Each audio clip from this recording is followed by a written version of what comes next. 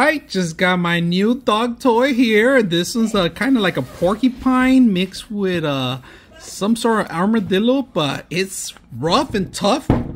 It's like a plastic, and look at these two sharks just waiting to get their hands on this. This is a perfect thing for if you're brushing your dog's teeth. Is perfect.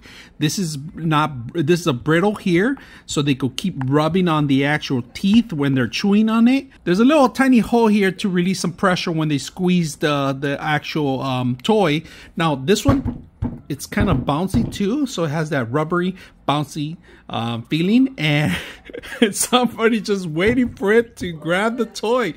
But we're gonna give it to Toby today because he was here first and waiting for it. So whoever takes it first is his. Look at that. The thing is that behind it, it has a squeaker. All right, so this is gonna squeak, make a lot of noise. Look at all the slobber it has already. Toby's gonna try it out. What do you think about your chewing toy? You like it? Good.